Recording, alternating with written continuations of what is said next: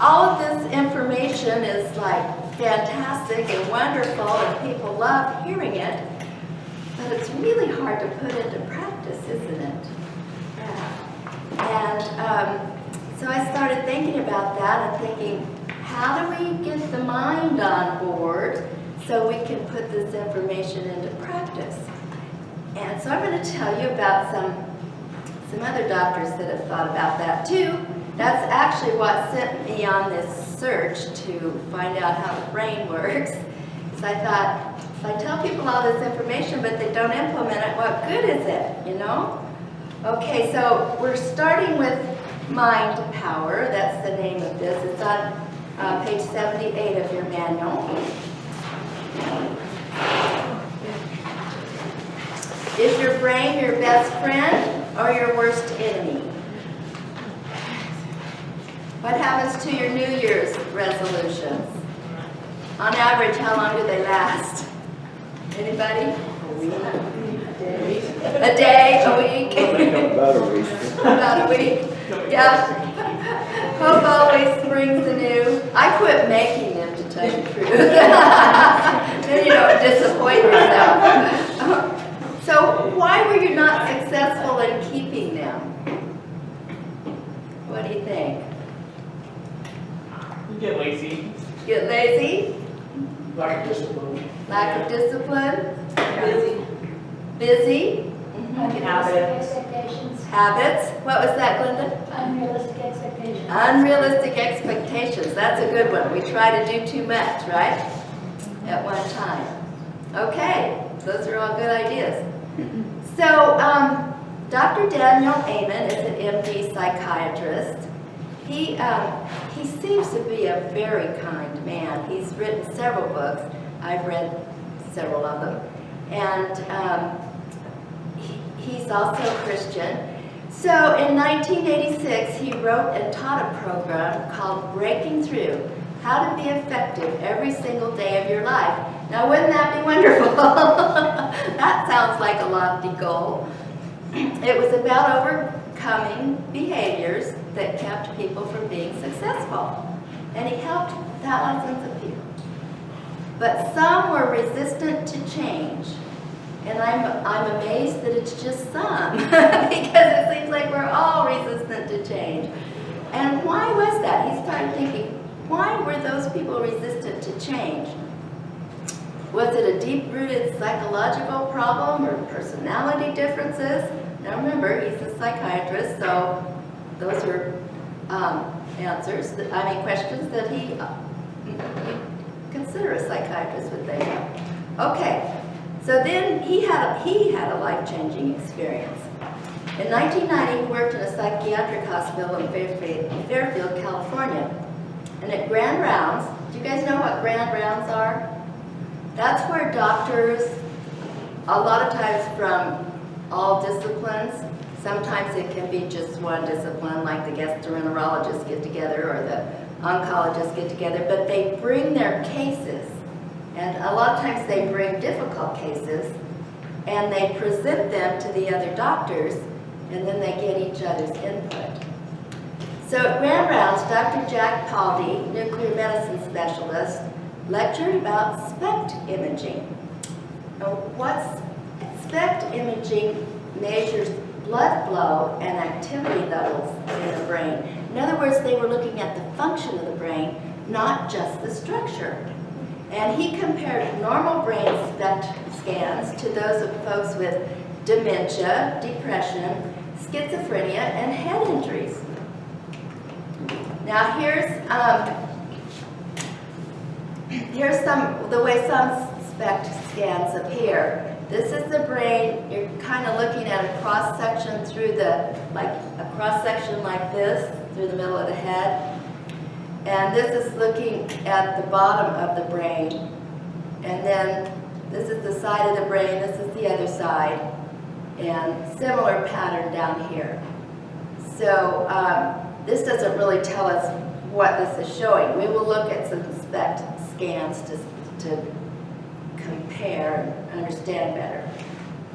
So at the Amen Clinic, this was somebody before treatment and see all the holes in this brain? It looks like a lot of spots are missing, right? Now, anatomically, it wouldn't look like that.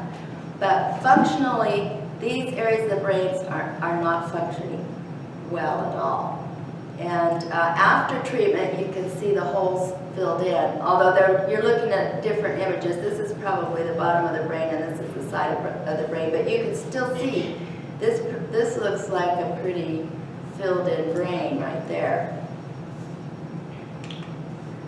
So I thought we would look at a few images in Dr. Daniels Amen's site. It's interesting to look at the ones after treatment. So do you guys want to look at anger severe ODD, that's Asperger's syndrome, attention deficit, conduct disorder, paranoid schizophrenia, severe head trauma. Any particular ones you want to look at? Asperger's. All right, Tim, age 12. Let's go to read more. Tim, age 12, was diagnosed with Asperger's syndrome. He had problems with repetitive behaviors and very poor social skills. In addition, he was rigid in his thinking and frequently had temper outbursts. His baseline SPECT study revealed marked increased patchy uptake throughout his cerebral cortex. So this is no meds on this side. Doesn't show up quite as well up on that screen, but there's a lot more red showing up here. Is that activity? That's activity. Yeah, that's hyperactivity, increased activity in those areas. And then they put him on Zyprexa, which calmed his brain and significantly improved his temper and cognitive inflexibility. So here, you see it's mostly blue over here on Zyprexa, which is a medication. Okay. Anything else you want to look at? Let's do the paranoid schizophrenic because he's pretty Oh, much interesting. better. Oh yeah, that's good. Okay. Okay, on this side, this is the bottom of his brain. No meds. See all the holes? And then when he gets the Risperidol, starts filling in. This is from the top. Holy, gets better. This is the side. Very poor overall activity. And then when he was on his medications, he had marked overall improvement. What was interesting, although the history didn't come up on this case, but I remember reading it before, he didn't want to take his medication.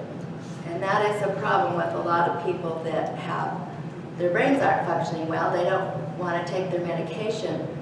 But once he went through this program and saw what his brain looked like, kind of helped him, it helped him understand a lot how much the medication was helping him. So he was better about taking it after that. Okay.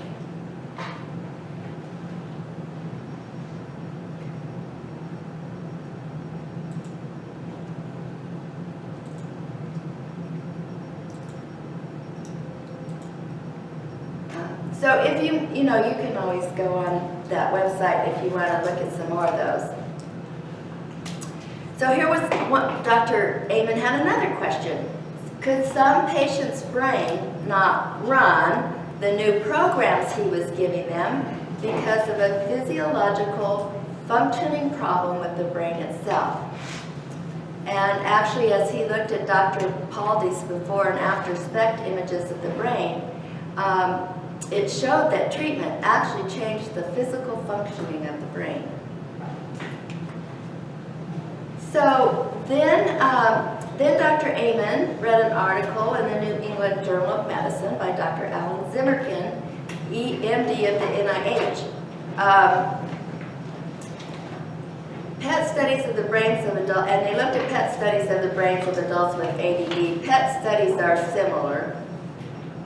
When those people tried to concentrate, they had decreased activity in the front of their brain, the prefrontal cortex. And it should be increased activities. In normal controls, when they were trying to concentrate, their brain increased its activity. Okay, then along came Sally, patient of Dr. Amen's. She was 40 years old. She had an IQ of 140. That's amazing. She was working as a lab technician. But she was depressed, anxious, and contemplating suicide. And she also exhibited characteristics of ADD. Well, Dr. Amen ordered a SPECT scan, and when she tried to concentrate, it showed that generalized depressed brain activity, but especially in the prefrontal cortex. So he put her on Ritalin, and it relieved many of her symptoms. So she went back to college and finished her degree because she'd always felt like, you know, she just couldn't do it. She felt, like she wasn't good enough. And she felt like she wasn't living up to her potential. But once Dr. Amen worked with her, she had a new self-perception. She wasn't an underachiever. She just needed help with a medical problem. So it's a medical problem, just like someone who needs glasses. Okay, we just need help with brain functioning sometimes. I think we all do most of the time. No, but we could all use a little boost. So Dr. Amen's insight, SPECT scanning and the specific treatment approach it uncovers may decrease the stigma that people associate with emotional, learning, or behavior problems. And so Dr. Amen, has worked with people, and he just finds once he gets their brains functioning normally, it changes their lives and even their very souls, he says. When your brain works right, so can you. When your brain doesn't work right, neither can you. So he optimizes the physical functioning of the brain with not only medications, those were examples with medications, but he uses nutrition, just like we've been talking about in this class. And he uses targeted psychological exercises, brain exercises. He recommends physical exercise as well. Everything that the other organs in your body need, the brain needs. Yes, Bill? Is Ritalin still accepted as a good medication for certain of these people? Yes, they're still using Ritalin, still using a lot for ADD. I read a lot about it's controversial. A lot of people are dead set against it. Who are these people that are dead set against it? Well, the trend and the feeling is that people are putting kids on Ritalin when they don't need it. Yeah. That, there are other things that could work as well, and that kids are getting over-medicated because there's side effects always to medication. Yeah. But used judiciously, it can be helpful. Like I say, Dr. Amen takes a holistic approach at his clinics. And sometimes people just need some medication for a while until they get their bodies built up nutritionally with exercise, and then they can come off eventually the medication. Yeah. So these people were set free, really, when their brains, when they figured out what their brains needed. And they had more access to productive brain activity. They had the ability now to make changes that hadn't been available to them before, even though they were willing to change. So we have to enhance the physical functioning of the brain, which gives people the chance to succeed in every area of their lives. That's pretty awesome, isn't it? That's pretty exciting. Now about those New Year's resolutions. First, optimize the hardware and circuitry of the brain then put in the new programs. So if your brain's balking, at everything, some of the things at least you've heard in this course, then maybe we need to start working on the brain first.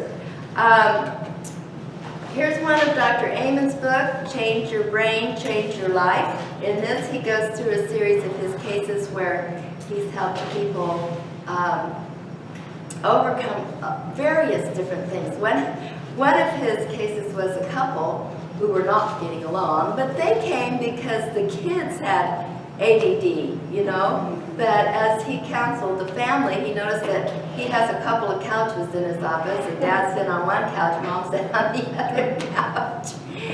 And he checked the kids out, got them started on some things, but then he realized the problem was probably mostly the parents. So, so the mom was just talking all the time and, giving directions, and the dad was just kind of shut up and not listening type thing, so there really wasn't any communication going on.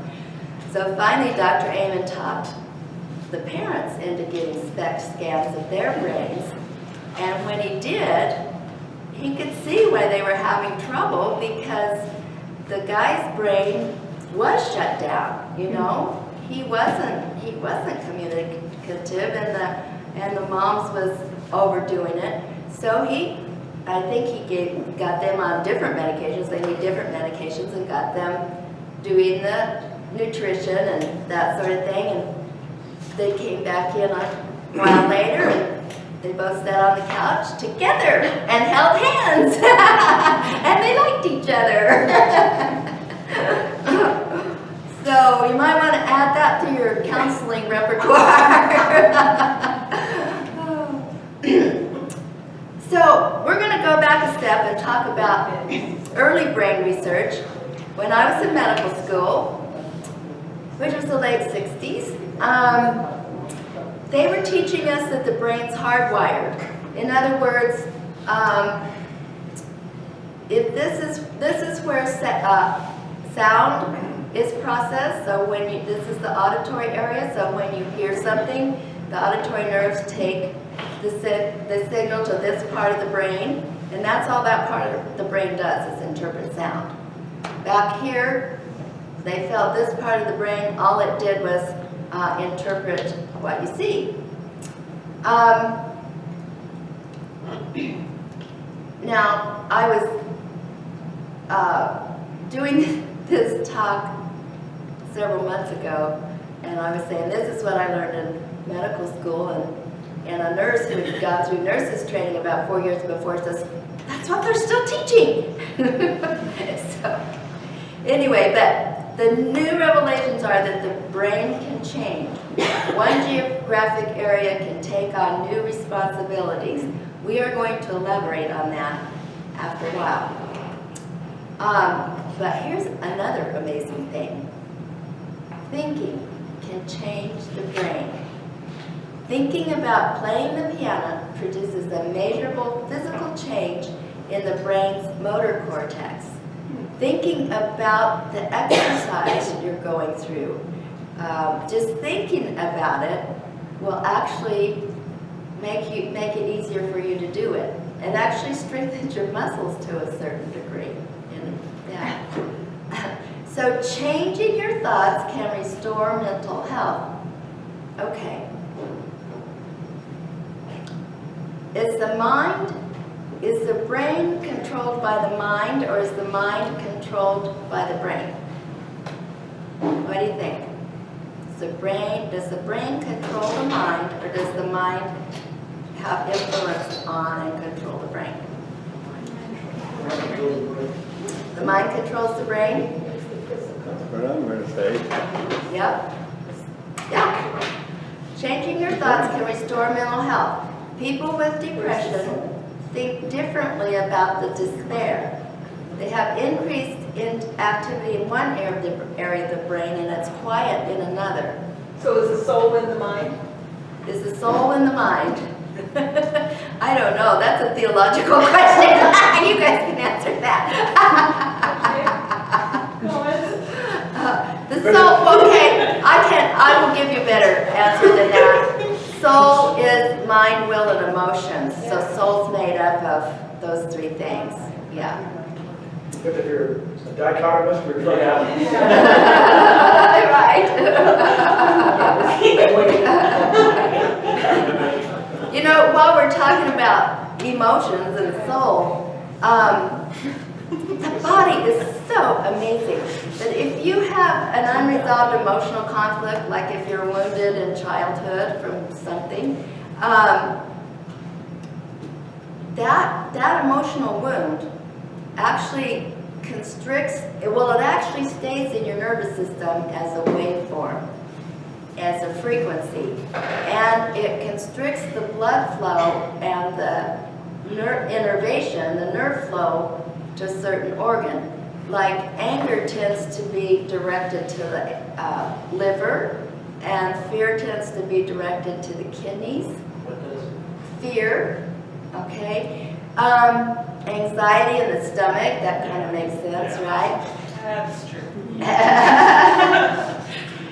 So if that unresolved emotional conflict is not resolved, those organs will deteriorate, and they will also hold on to toxins, maybe because they can't detoxify as well. So Dr. Klinghardt also taught me a method to release those unresolved emotional conflicts, and that's why I say the body is so amazing, because you could find out what you had to release the lesser emotional conflicts first, and the body would tell you exactly how to do it. And we did it with the muscle testing, and then when you find out what you need to know, what releases the unresolved emotional conflict is eye motion. So there are 8 different eye motions: right or left, right or left, up or down, and then there are 4 diagonals, okay? So the more intricate that emotional conflict is woven into the nervous system, you usually get the diagonal like that. It had to look like that. That's hard. You guys ought to practice that. Your eye muscles aren't trained to do that. It's hard. You had to do that. The patient watched my finger 33 times, and that releases the emotional, conflict. And then we could go in and find another one. And usually the buddy said, at a certain point we had to quit, and then I would get him back in 8 weeks, because it took the body and the brain and the nervous system actually reprogram after you release those unresolved emotional conflicts. And in that process, they may dump out a lot of toxins. For instance, I had a lady who had severe asthma and a ton of other things. But we did, it's called applied psychoneurobiology. And it's working with the autonomic nervous system. Anyway, we had released several of her UECs, and a couple of days later she came back in just hacking up all this stuff, and she thought she was having a severe asthma attack and infected or something, but really she was just detoxing stuff out of her lungs. Yeah, and some people would have a major emotional, crying. Maybe they'd cry for 2 or 3 days. Which is fine. You had to get rid of that stuff, and then the next time they came back, there'd be other things to release. So I also know the Holy Spirit can do it faster, but it is one of those tools God's given us to use, and it's very, very amazing. Once you got to the horizontal eye motion, then you knew you were about done. Up and down, and then horizontal, you're about done for that session. We also used colored glasses. We had 9 colors of glasses, and we could find out which color the person needed. It's like the colors of the rainbow. So when they wore the glasses while you were doing the eye motion desensitization, and that took the treatment deeper, because color is a waveform. Well, you also knew when you were getting closer to being done, because they went through a certain sequence in the color of glasses. So it's like the body is so amazing, and the wiring is so amazing. And okay, so the old dogma was the brain cannot grow new cells. Wrong. How do you know what color glasses to use when you were? It was muscle testing. The body would respond to the color in the, yeah. But yeah, I was taught the brain cannot grow new cells. Isn't that what you guys have been taught? I've heard that. Yeah. I'm But hoping. new cells develop in all ages, even the elderly. Your brain is plastic. Now, when I hear the word plastic, I think of something hard and formed, you know. But in this terminology, it's called neuroplasticity. Neuro standing for nerves, and plasticity means adaptable. They can change. So, what do you want to do with that good news? Change your brain, change your life. If you need help, it's here. This is a link, kind of a weird link, to Dr. Amen's website. And he has a program online that you can join. It's called the Amen Solution. And he has clinics in several different places in California. I think the closest one to us is Santa Rosa area. So you can get online and find out about those. But people who are having severe brain problems, it's worthwhile to go over there and get the SPECT scans and get, you know, specific treatment and be followed. But after Dr. Amen did so many thousands of SPECT scans, he began to be able to develop a questionnaire that people could take.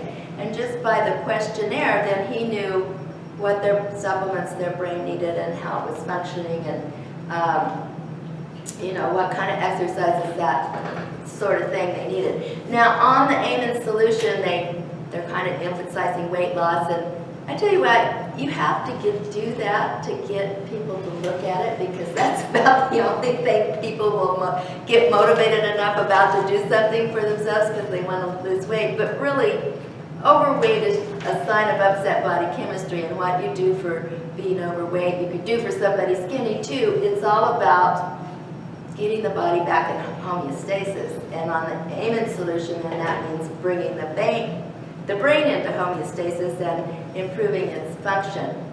So this is from their website. Boost your brain. The first step to getting smarter, happier, thinner, and younger is to boost the physical functioning of your brain.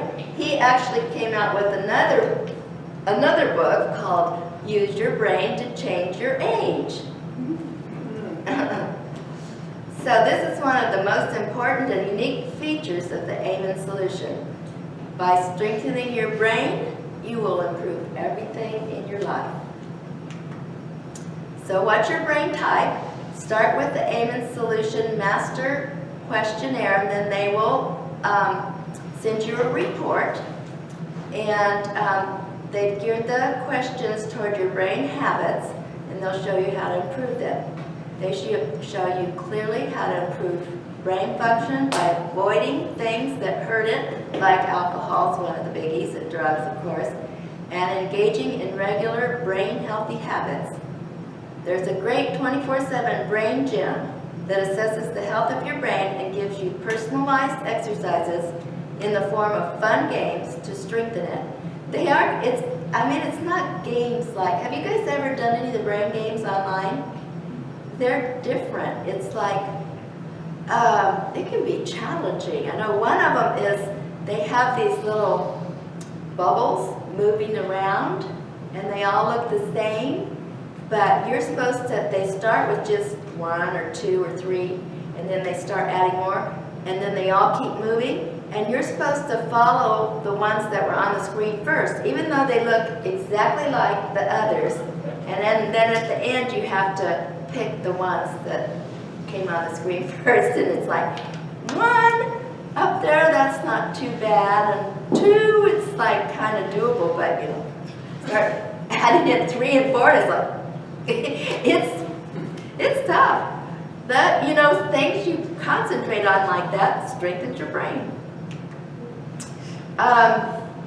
So they help you know your motivation and give you tools to work with that. Dr. Amen has a powerful yet simple exercise called the one-page miracle because he's seen it quickly focus and change many people's lives. You also need to know your numbers. Now this is about physical blood tests. Did you know that having low levels of vitamin D has been associated with obesity, depression, and cognitive impairment? Cognitive means how your brain's functioning, right? Or that having low thyroid levels can lower your self-control. So those blood tests can be helpful. And you know what? You might have low levels of vitamin D and not even realize it. Even if you're taking vitamin D, sometimes people just need huge doses to get it assimilated. So it's really important to get a blood test to see where your level is. Okay, he likes people to journal, and he has ways to get cravings under control. 9 secrets. Eat right to think right. Food is medicine and can help you be trim, vibrant, happy, and focused, or it can make you plump, sluggish, sad, and stupid. Have you guys experienced any of that? I mean, if you start playing around with food? Yeah, I think, you know, when we talked about food allergies, you know, there are a lot of foods that affect the brain adversely. And then, so anyway, they have menus on there and recipes, and like I said, I really like their eating plan. It's right on. One size does not fit all. Knowing your brain type is the secret to finding the right solutions for you. So go on there and take a questionnaire. You can actually, I think they let you get into their program for free the first month just to try it out. And then if you stay in it, last time I looked, it was $25 a month. They talk about supplements that you need to help your brain, and they'll give you a specific printout on that. They have ways to help you with emotional overeating. So it includes killing the ants, automatic negative thoughts, and replace them with more life-giving, hopeful thoughts. Okay, so here's how you kill the ants. Realize that your thoughts are real. You have a thought, your brain releases chemicals. An electrical transmission goes across your brain, and you become aware of what you're thinking. Now the next step, notice how negative thoughts affect your body. How does it feel? Tired, slumped over, drained? And then turn it into a positive thought, and notice how positive thoughts affect your body. Just start noticing how your body reacts to every thought you have. Is our thinking automatic a lot of times? If you've decided you don't like something, every time it comes up, you still don't like it? Yeah? But we're overcomers, you know. We're not meant to think negatively. We are positive thinkers. We're edifiers. So we have been working very hard in the group I interact with to change our speech and our thinking to the positive side, and to always edify no matter what. You know, see the person or the entity how God sees it and what He wants for it, and then speak that out into the atmosphere, because our words are powerful. Yeah. Okay.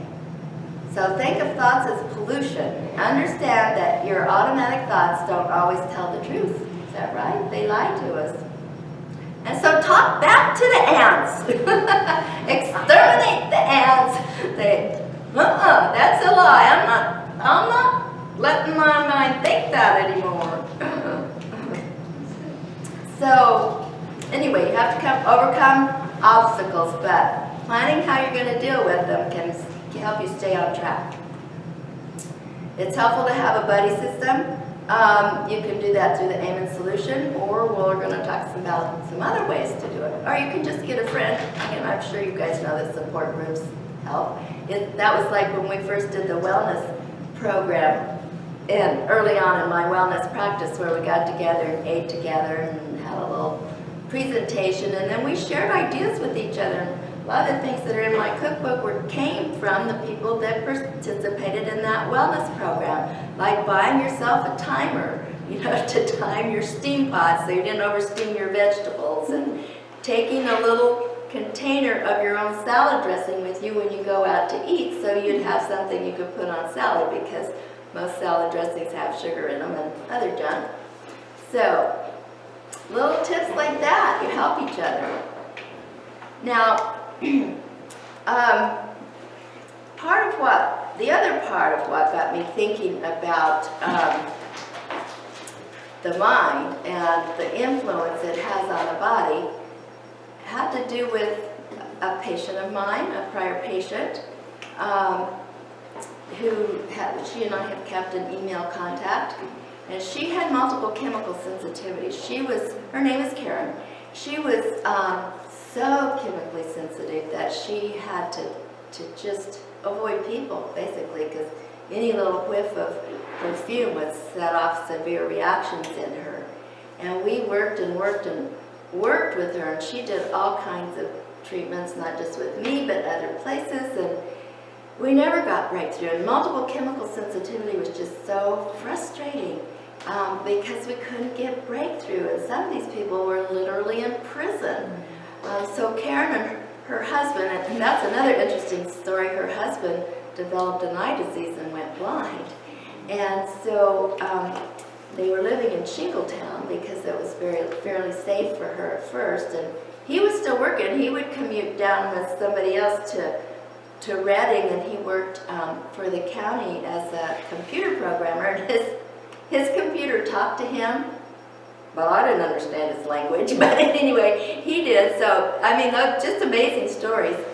But anyway, Karen, eventually people started moving closer to him in Shingletown, so they moved over to Whitmore, not far from me, and where she could be safer. So anyway, in 2011, and I closed my practice in 2003, so I hadn't seen Karen since then, other than when I visited her place. She sends me an email. She says, "Joe, have you heard about this dynamic neural retraining program system?" I said, "No, but I'll see what I can find out." So I went online, I found it, and I sent her the link. And it's an amazing story, which, let's see what else we have here. This is actually the beginning of my next talk, too. So I think we'll wait to get into it then.